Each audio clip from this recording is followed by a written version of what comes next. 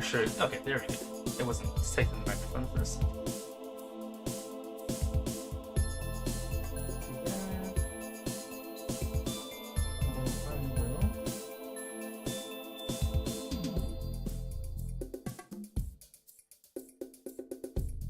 Turn off the camera real quick. No, not YouTube music. So.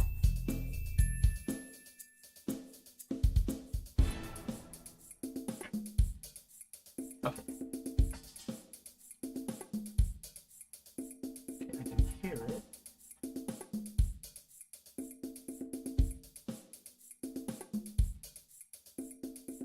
Okay, I think it looks good.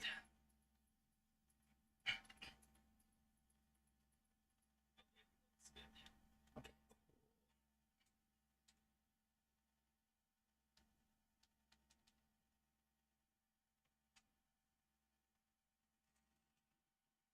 It's all set. Nice.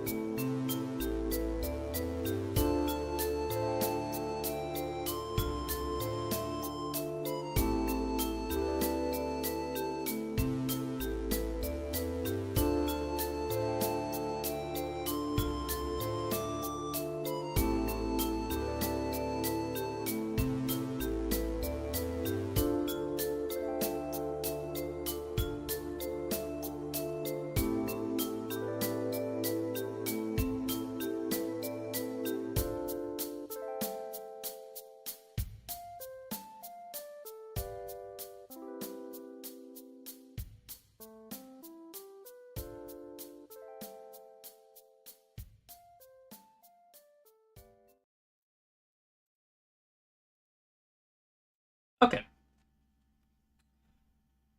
So I guess I will go ahead and start presenting my project. So hello, my name is Zachary Fry, and this is my game prototype for my master's program, Celestial Explorer.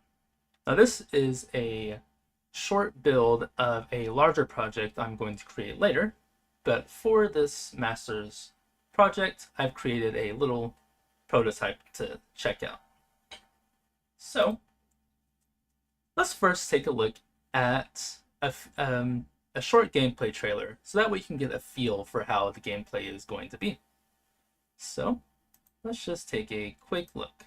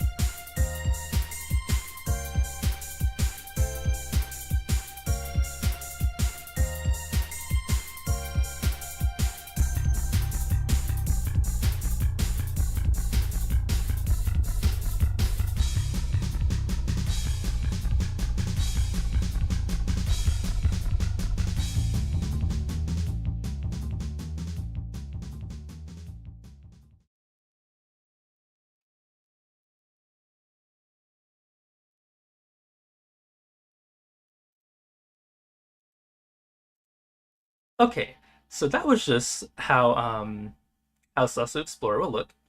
Now, Celestial Explorer is a 3D action platformer, and this platformer is taking inspiration from older 3D platformers from the 90s. We'll see some inspiration examples in a moment, but the main inspirations are, for example, Super Mario 64 and Rayman 2 and Rayman 3. And so this project was developed over a year time span from 2024 to now.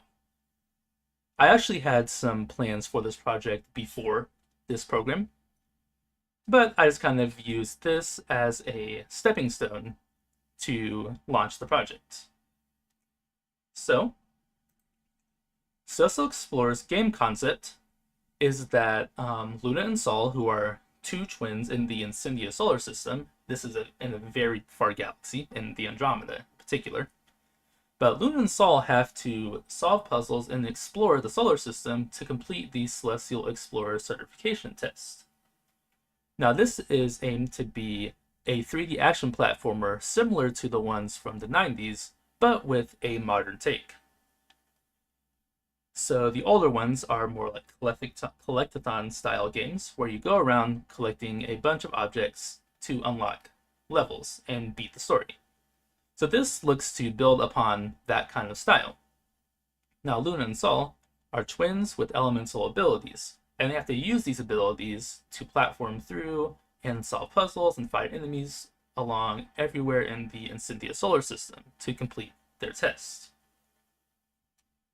So, Luna and Sol, they're both two characters that work the same, like from a base standpoint, but they can interact differently with the environment. So we'll get to their environmental interactions in a moment, but the main goal is for the player to beat the main story and collect elemental shards. There's 120 of them in the game, and collecting them throughout the game helps the player progress. So some levels won't be unlocked until you collect a certain amount of elemental shards. The main obstacle that stops the player will be with the interaction with the environment at first, because they have to explore these unexplored, well, not necessarily unexplored, but very low explored planets and moons to complete their tests.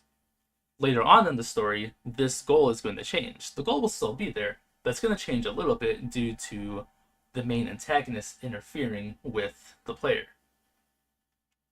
Now, I'll get to the story in a moment as well, but this prototype that I've created focuses on the first two levels of the game, being Flora Falls and Marine Mineshaft. And there will be one player available to control, which is Luna. Sol will be available later on. Now, the inspiration comes from Rayman 2 The Great Escape, Rayman 3 Hoodlum Havoc, and some other Nintendo games such as Super Mario Galaxy, Super Mario 64, and Kirby in the Forgotten Land. In particular, you'll see a lot of similarities to Rayman 2 and Rayman 3 in terms of the movement and combat. There's also some elements of the Mario games with the exploration and the missions that you have to do in the level. So, we can now look at the controls and movement. The player is able to jump and move in all directions similar to older 3D platformers. So, for example, Mario 64, you're able to get thrown into a level and just instantly start exploring. This game, it does have that feel of exploration whenever you're in the level, though it's not quite the same. You'll also be able to target enemies, fire projectiles, and attack things. Additionally, the player will be able to have some other special movement options that are more situational. Now, the player can glide across gaps and dash forward, and the gliding mechanic is kind of similar to Rayman 2's gliding, where you can just fly across gaps. The player will be able to set their own controls using mouse or keyboard or controller on PC. I do want to make a Switch port later, but for now, I'm just focusing on the PC version. So the main mechanics that started this project were the ideas of having character switching, elemental challenges, and scoring in action. So it's not present in the prototype, but you will be able to use character switching in the full version, where you have Luna and Sol, who both, as mentioned before, operate the same in general, but have different things they can do. Some challenges in the game will limit the player to one character at a time. A good example of this is a later boss battle, where Luna is the only playable character, and the level actively goes against her weaknesses. This brings us to our elemental challenges. So Luna and Sol each have a native element that they can use to platform and attack things in the level. Additionally, elements that are strong against these players will also affect them differently. So as an example, Luna's element is fire. So the instant she goes into a water-based challenge, she will have problems either moving through the level or will be more susceptible to taking damage and have less strength. So if there's a water-based enemy, she won't be as powerful as she would be against a different type of enemy. Now Sol, on the other hand, his element is water, so he will be more comfortable in these water-based challenges. That's why the boss level mentioned before, Luna will be at a disadvantage throughout that entire level because Sol is unavailable due to story reasons. But there's a big focus on elemental challenges. And so things in the environment, as well as enemies with specific elements, can affect the player positively or negatively. But it also works the other way. The player, since they have a specific element, they can affect the environment or the enemies in the exact same way. There's an entire matrix that I made to determine how things affect each other, but for now, the main element is just fire for Luna. We also have our scoring and action combat system. So the player will be able to interact, as mentioned before, with everything in the areas as much as possible. This is usually towards such collectible objects, things that could be broken in the environment, or enemies themselves. And so every time the player does an action, the score will increase. Additionally, there is a combo score, where if you do a bunch of elements in succession, you can increase your score with a bonus amount. So for example, let's say we see in this image here, I collect all those orbs in a row. There's a multiplier that increases the more things we do. And as that multiplier increases, our combo score will increase, which will add to our bonus later.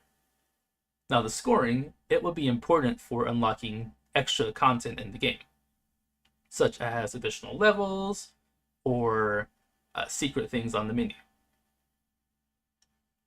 And also, you will have a base score value that the player has to hit to unlock every one of the sanctuary levels, which are the main boss levels in the game. So the player will have to go through all these levels, and they can't just ignore every collectible object or enemy that they see. Now enemies, they will attack the player normally, such as wandering around and just seeing the player, but there will also be wave battle style interactions. So you may enter an area in the level and then get hit instantly with a battle where you have to defeat a bunch of enemies in a row to advance through the level.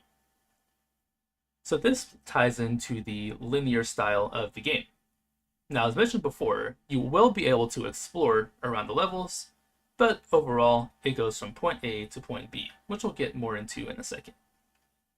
In the full game, the player will also have 4 special attack abilities to choose from for Luna and for Sol. An example I give is Luna's planned Flame Snake ability, where she's able to use a kind of whip-like object to latch onto grappling things and swing across gaps. That will be useful for later in a lot of the boss levels. But every player will get 4 of them. Or both players, sorry, will get 4 of them.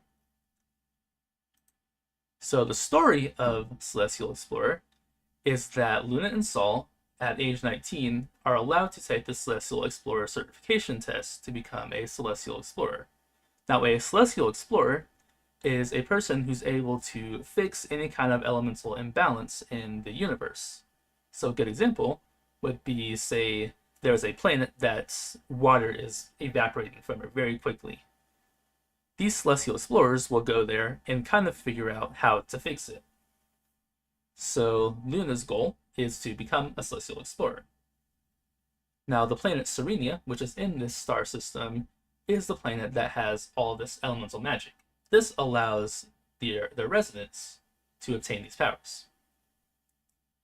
Now, to become a Celestial Explorer, each test taker has to complete the challenge by defeating 6 elemental champions. And there are 6 sanctuaries throughout the Incendia system that each test taker has to visit. And so the start of the game focuses on Luna and Sol trying to complete this test. But as they go through the test, there's an unknown enemy that they don't know. The enemy knows them, but they don't know who this enemy is. They want to stop their test at any cost, which kind of leads to this giant showdown at the end of the game. The prototype I've made here focuses on the first 2 levels of the game.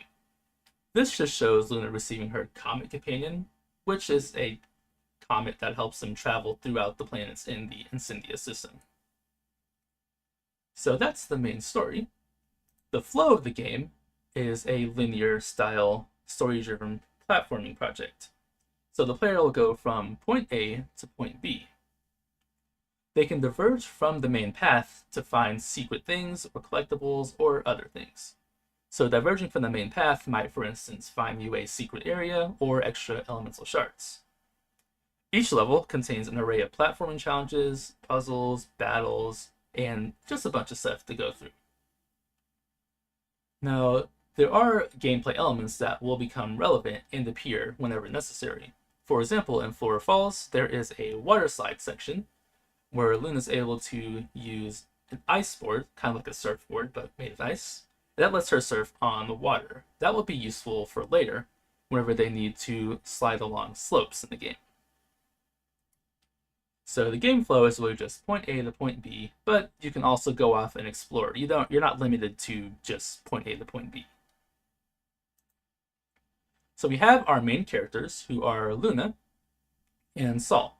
Now, I haven't finished Sol's design yet, but Luna is a strong-willed and determined woman who wants to become a Celestial Explorer to protect the universe. It was like her goal since she was a kid. Her power is the ability to control fire through projectiles, slashes, as well as combat through physical melee and acrobatics. She's generally much stronger and more agile than Sol is. And since her ability is fire, she is weak to things like water, but strong against ice. Sol, on the other hand, is more studious and reserved. Now, he wants to become a Celestial Explorer to research these planets and categorize everything that he finds. In the prototype, there is a menu for Sol's encyclopedia, which kind of just shows his research for the levels that he explores. Now, while Luna's attacks are more straightforward, Sol's abilities, there are some straightforward attacks, such as projectiles, but he focuses more in AoE attacks, or other words, affecting a specific area on the field. So his aforementioned special attacks will focus more on those AoE moves. On the other side, though, he is very fast. So, for instance, swimming will be much quicker for him, whereas Luna, it will be much slower for her, and of course the water disadvantage. Sol is also a critical thinker, has more intelligence towards like solving puzzles. So he will be able to solve the problems that come up during the test.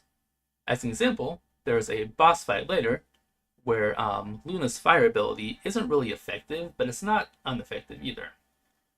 Sol has to come up with a strategy, which is shown in the cutscene, on how to defeat this boss. So it kind of just shows the difference between their ideas and their personalities. The levels themselves that I provide in the prototype are Flora Falls and Marine Mineshaft. Flora Falls is on the planet of Serenia, and it's a huge system of valleys filled with flowing waterfalls. Luna and Sol's hometown, Flora, is also present, But in the level, there's a bunch of glowing plants and crystals throughout the level, a lot of bioluminescent objects. The planet itself is kind of purplish, just due to the atmosphere composition itself and its proximity to its moons. And so Flora Falls, there's a lot of water here, so naturally that will go against Luna's attack ability. But since it's just the first level in the game, there's nothing too difficult for Luna to overcome. Marine Mineshaft is actually an extension of Flora Falls on the same planet. And similar to Flora Falls, there's a bunch of bioluminescent objects, but it's also like a maze-like cavern. A lot of flowing water in there. However, the Chamber of Comets, which is where the player gets their comet companion, is located in this level, so this level has to be completed before the player can advance the main story. So they're able to, let's say, go to Marine Mineshaft, and they can explore in there, but if they don't go to the very end of the level, they kind of are just locked to those 2 levels. So those are the first 2 levels of the project. There are more levels later, including level 3, which is a snowy ice area. I do have a link to the soundtrack at the very end of this, and you can actually hear the music for that level. But there's aims to be 32 levels in the final project. For the prototype, there's only 2, but in the final project, there will be 32. We can also get a look at the 3D modeling I did for this project. So I used Blender, which I'll get to my tools used on the next slide, but I used Blender to create these objects. I also used some stuff from the Unreal Engine Marketplace to help get it going. But for the most part, all of these assets I 3D modeled in Blender. And they're kind of aimed at a style similar to these 90s platformer games, just with updated textures. So for instance, we have the spin enemy on the bottom left. We have these little statues of planetary objects on the right. And we have this weird thing right here. I don't know exactly what it's called, but I saw it in Paper Mario: The Thousand-Year Door and thought it looked cool. So I just kind of made my own version of it. This actually does rotate around in the level. It looks really interesting. Now, we have our tools used, which this project is primarily developed in Unreal Engine. And of course, I use Blender for the 3D models and some other programs for the textures, 2D art, and audio. Now, because I want this to be similar to the older platformers, I did impose a lower poly count on myself, so I didn't use too much high definition models. And that about covers all of the project that I've done. I do have a demo for it, and it's linked in the description or on the slides here. But there is a demo you can see on Google Drive, and also you can watch the showcase video and listen to the soundtrack on SoundCloud.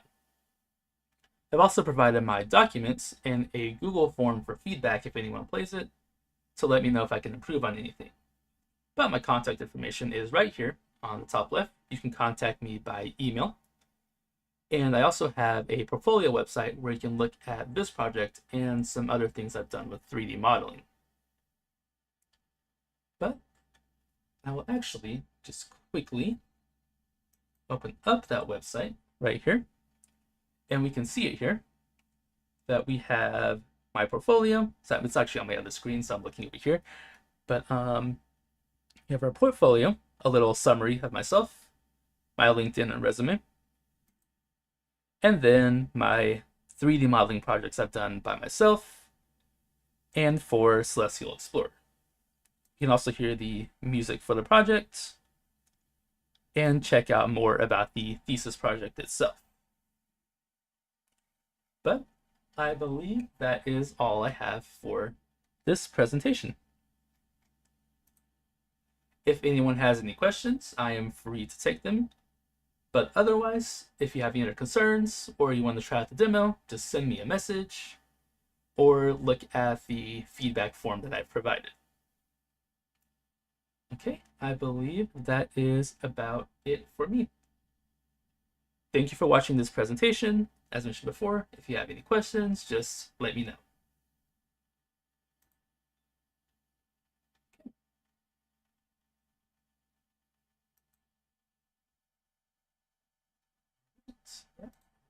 guess I will go ahead and stop it here.